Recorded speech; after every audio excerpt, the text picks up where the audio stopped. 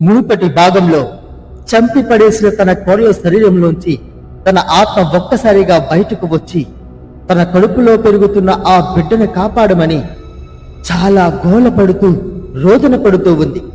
ఆ మాటలు విన్న ఈ భయంకరమైన రూపం ఆ ఆత్మని తన వశం చేసుకోవడానికి చెప్పి తన వద్దకు వచ్చి ఆ శవాన్ని ముట్టుకోగా ఒక భయంకరమైన శక్తి తాకడంతో ఆ యొక్క భయంకరమైన రూపం తిరిగి వస్తానని చెప్పి అక్కడి నుంచి వెళ్లిపోయింది. ఈ ఆత్మ తన బిడ్డని కాపాడుకోవడం కోసం ఊరు అంతా ఎగురుతూ నేరుగా ఎక్కడైతే ఆ భయంకరమైన రూపం ఈ పొట్టు దయ్యాన్ని పొడిచిందో ఆ ప్రదేశానికి చేరుకుంది. పొట్టు దయ్యానికి తమ రూపం కనిపించడం వల్ల తన సహాయం కోరింది ఈ పొట్టు దయ్యం. ఈ ఆత్మ ఖచ్చితంగా ఆ పొట్టు దయ్యం పొట్టలో పొడిచి ఉన్న ఆ కత్తిని తీసడానికి సిద్ధమైంది. ఈ ఆత్మ ఒక్కసారిగా ఈ ఆత్మ ఆ పొట్టు దయ్యానికి పొడిచి ఉన్న ఆ కత్తిని ముట్టుకోగా ఆ పొట్టు దయ్యం కాస్త అక్కడికక్కడే శిల్పంలా మారిపోయింది. అది చూసి ఈ ఆత్మ ఒక్కసారిగా ఆశ్చర్యపోయి ఆ పొట్టు దయ్యంతో ఇలా అంటూ ఉంది, అరే ఎంతటి దారుణం జరిగిపోయింది. ఈ కత్తిని తీస్తే నేను బ్రతుకుతాననుకున్నాను, కానీ ఇలా సజీవంగానే శిల్పంలా మారిపోయారు. ఇందులో నేను చేసిన తప్పేమీ లేదు. మీరు అడిగిన విధంగానే ఆ కత్తిని మాత్రమే తీయడానికి ప్రయత్నించాను. ఇందులో మీరు శిల్పంలా మారిపోయారు. ఇప్పుడు నాకు ఇంకా సహాయం చేసేది ఎవరు? నా బాధను వినేది ఎవరు అని ఆ ఆత్మ చాలా ఏడుస్తూ మాట్లాడుతూ ఉంది. ఆ మాటలన్నీ విన్న ఈ పొట్టు దయ్యం శిల్ప రూపంలో ఆ ఆత్మకి సమాధానమిస్తూ ఇలా అంటూ ఉంది, ఓ ఈ ఆత్మ, నువ్వు కంగారు పడవద్దు. ఇది ఒక భయంకరమైన రూపం ఇచ్చిన శాపం నాకు. నువ్వు వేడవకుండా ఒక పని చేస్తే నీకు నాకు మంచి జరుగుతుంది. అది ఏం చెయ్యాలో చెబుతాను, జాగ్రత్తగా విను. ఈ ఊరికి దూరంగా భయానకంగా ఉండే ప్రదేశంలో నా మిత్రుడు ఒకడు తిరుగుతూ ఉంటాడు. వాడిని గనక నీ సహాయంతో ఇక్కడికి తీసుకుని రాగలిగితే వాడు నన్ను ఖచ్చితంగా కాపాడుతారు. తర్వాత మేమిద్దరం కలిసి నీకు ఖచ్చితంగా సహాయం చేస్తా. దయచేసి ఆ ప్రదేశానికి వెళ్ళగలవా అని ఆ పొట్టు దయ్యం ఆ ఆత్మతో చెబుతూ ఉంది. ఆ మాటలు విన్న ఆ ఆత్మ ఇలా అంటూ ఉంది, తప్పకుండా తప్పకుండా వెళ్తాను. నా బిడ్డను బ్రతికిస్తే చాలు. నేను ఎవరికి ఎటువంటి సహాయం చేయడానికైనా నేను సిద్ధంగా ఉన్నాను. చెప్పండి, ఇప్పుడే బయలుదేరుతాను. వెళ్ళి మీ స్నేహితులు తీసుకుని వచ్చి మిమ్మల్ని కాపాడుకోగలుగుతాను అని చెప్పి ఆ ఆత్మ నేరుగా గాల్లో ఎగురుకుంటూ వెళ్తూ ఉంది. ఇంతలో ఒక్కసారిగా తెల్లారింది. ఈ అత్తామామల ఇంటి వద్ద పక్కింట్లో ఉన్న ఒక ఆమె నేరుగా వాళ్ళ అత్తతో వచ్చి ఇలా అంటూ ఉంది, అరే వదిన గారు, మీ కోడలు కనిపించలేదు. పైగా చాలా రోజుల నుంచి చూస్తూ ఉన్నాం. ఇంతకీ మీ కోడలు వచ్చిందా రాలేదా? అవన్నీ నీకెందుకులే అమ్మా, ఆమె తన పుట్టింట్లో ఉంది. ఎప్పుడూ అక్కడే ఉంటది కదా, అందుకనే ఎప్పుడొకప్పుడు అదే వస్తుందని చెప్పి అక్కడే ఉంచేశాం. అయినా వదిన గారు, ఈ మధ్య రాత్రిలో మీ ఇంటిలోంచి ఏవో అరుపులు వినిపిస్తున్నాయండి. ఈ నూతి దగ్గర నుంచి అయితే మరీ దారుణంగా వినిపిస్తూ ఉన్నాయి. మాకు రాత్రులు కూడా నిద్ర పట్టడం లేదు. ఆ విషయం చెప్దామనే మీకు మొన్నటి నుంచి చూస్తూ ఉన్నాను. కానీ మీరెవరూ బయట కనిపించిపోయేసరికి కనిపించినప్పుడు చెప్దాంలే అని ఊరుకున్నాను. ఇప్పుడు మీకు చెబుతున్నాను, ఏవో భయంకరమైన అరుపులు వినిపిస్తున్నాయండి. భయంకరమైన అరుపులా? మాకు వినిపించలేని అరుపులు మీకెలా వినిపిస్తున్నాయి? మీకేవో పిచ్చి కళ్ళు వచ్చుంటాయి. ఏదో ఏ పిల్లో కుక్కలు అరుస్తూ ఉండుంటాయి. ఆ అరుపులు విని ఏవో శబ్దాలు భూతాలని మీరు భయపడతారు. అలాంటివి ఏమీ ఇక్కడ లేవు. మా ఇంట్లో అసలు ఉండవు. వెళ్ళండి వెళ్ళండి అని ఆమె అక్కడి నుంచి తనను పంపించేసింది. తను నేరుగా ఇంటిలోనికి వచ్చి తన భర్తతో జరిగిందంతా చెప్పింది. ఆ మాటలు విన్న తను ఇలా అంటూ ఉన్నాడు, ఏటే అరుపులో కేకలు వినిపిస్తున్నాయా? దానికి కానీ పిచ్చి కాని పెట్టింది ఏటే? అరుపులో కేకలు వినిపించడానికి మన ఇంట్లో దెయ్యాలు భూతాలు గానే ఉన్నాయి ఏటే? మనం చంపేసిన కోడలు గాని దెయ్యంగా మారిందేటే? అయ్యో బాబోయ్, అలాగైతే మనం జాగ్రత్తగా ఉండాలి. అసలు ఈ రోజు నిజంగా కనిపెడదాం.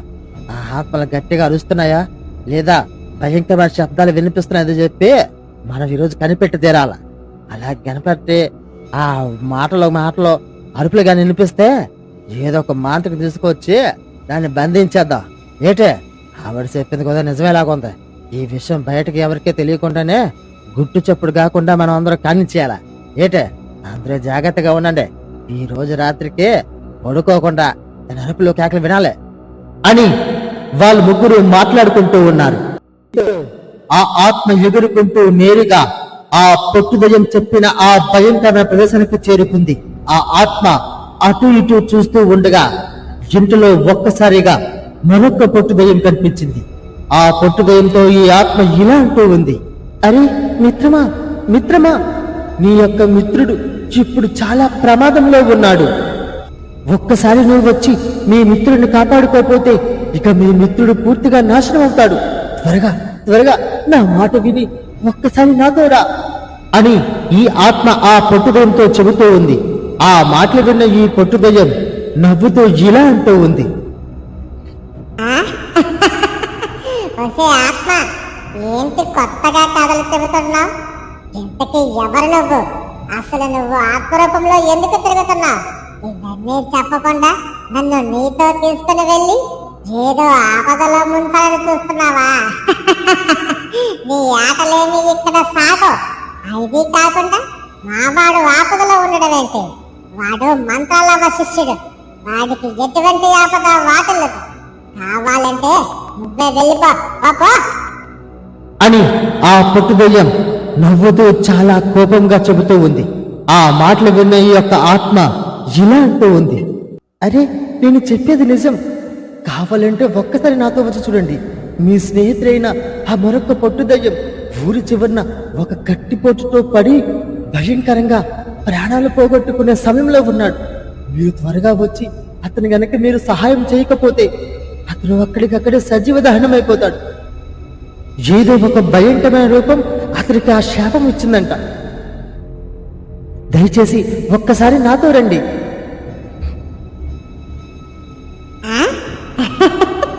భలే కదలల్లుతున్నావే. మా వాడికి ఆపద రావడమేంటి? వెళ్ళు వెళ్ళు, నీ పని చూసుకో, లేకపోతే ఇక్కడే నిన్ను భస్మం చేసేస్తా. కొట్టు దెయ్యాలు అంటే అంత చర్మంగా ఉందా నీకు? వెళ్ళిపో ఇక్కడి నుంచి, నీ దారి చూసుకుని వెళ్ళిపో, లేకపోతే నిన్ను ఇక్కడే బంధించి నాన్న ఇబ్బంది పెడతా అని ఆ పొట్టుదయ్యం ఎంత చెప్పినా వినకుండా అక్కడి నుంచి ఒక్కసారిగా ఆ పొట్టుదయ్యం అదృశ్యమైపోయింది. ఇది ఎంత చూసిన ఆ యొక్క ఆత్మ తనలో తాను బాధపడుతూ ఇలా అనుకుంటూ ఉంది, అరే ఒక్కగానే ఒక సహాయం ఉందనుకుంటే ఇంతలో ఆ సహాయం కూడా చేజారిపోయింది. ఇక నాకు సహాయం చేసేదెవరు? నేను పడుతున్న ఈ బాధ నుంచి నాకు విముక్తి ఎప్పుడు? నా ఆత్మ శోకం ఎవరికీ వినిపించట్లేదు. నా బాధ ఎవరూ పట్టించుకోవడం లేదు. ఎవరైనా సహాయం చేస్తే బాగుండు. నా కడుపులో ఉన్న బిడ్డను కాపాడుంటే బాగుండు అని ఆ ఆత్మ తనలో తను చాలా బాధపడుతూ ఉంది. ఇంతలో ఆ చెట్టుపై ఉన్న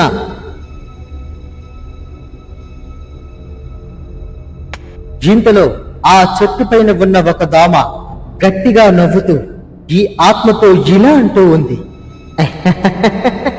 ఇదిగో ఆత్మ, నువ్వు చెప్పినట్టు వినకుండా ఆ పొట్టు దెయ్యం వెళ్ళిపోయిందనుకుంటున్నావు కదూ? పొట్టు దెయ్యాలు గట్టి దెయ్యాలే. నువ్వు చెప్పింది వినకపోయినా దానికి ఖచ్చితంగా నిజం తెలుస్తుంది. ఆ తరువాత నిన్ను వెతుక్కుంటూ ఆ పొట్టు దెయ్యం వస్తుంది. నువ్వు చెప్పిన విధంగానే నిజంగా తన స్నేహితుడైన మరొక పొట్టు దెయ్యం ఆపదలో ఉంటే మంత్రాలవే ఖచ్చితంగా వస్తుంది. అంతవరకు నువ్వు ఇక్కడే ఎదురు చూస్తూ ఉండు, నీకు ఖచ్చితంగా సహాయం దొరుకుతుంది అని ఈ దోమ చెబుతూ ఉంది. ఆ మాటలు విన్న ఈ యొక్క ఆత్మకి ఎక్కడా ఎవరూ కనిపించలేదు. ఆ ఆత్మ ఇలా అనుకుంటూ ఉంది, అరే ఎవరు నాతో మాట్లాడుతుంది? మాటలు వినిపిస్తున్నాయి కానీ మీ రూపం నాకు కనిపించలేదు. ఎక్కడ ఉన్నారు మీరు? ఒక్కసారి నా ముందుకు వచ్చి ప్రత్యక్షమవ్వండి, మీతో నేను మాట్లాడుతాను అని ఈ ఆత్మ చెబుతూ ఉంది. ఆ మాటలు విన్న దోమ ఇలా అంటూ ఉంది, అరే నేను మీలా మానవుల్ని కాదు, ఆత్మని కాదు, నేను ఒక చిన్న దోమని. ఇదిగో మీ ముందుకు వచ్చాను చూడండి. ఈ దోమ మాట్లాడుతుందని ఆశ్చర్యపోతున్నారా? దీనికి ఒక పెద్ద కథ ఉందిలేండి. కానీ మీరు చెబుతున్నది నిజమని నాకు తెలుసు. నేను నిన్న చూశాను. ఆ పొట్టు దెయ్యాన్ని ఒక భయంకరమైన వికృతి రూపం వచ్చి తన కట్టితో గట్టిగా పొడిచి పారేసింది. అది అంతా చూసి ఆశ్చర్యపోయి హడిలిపోయాను. కానీ ఈ విషయం నేను చెప్పినా ఎవరూ నమ్మరు. అదే విషయం మీరు వచ్చి చెబుతూ ఉంటే నేను ఒక్కసారిగా ఆశ్చర్యపోయి విన్నాను. నిజంగా అది భయంకరమైన రూపం. ఆ రూపం మీతోనూ కూడా నిన్న మాట్లాడింది కదా.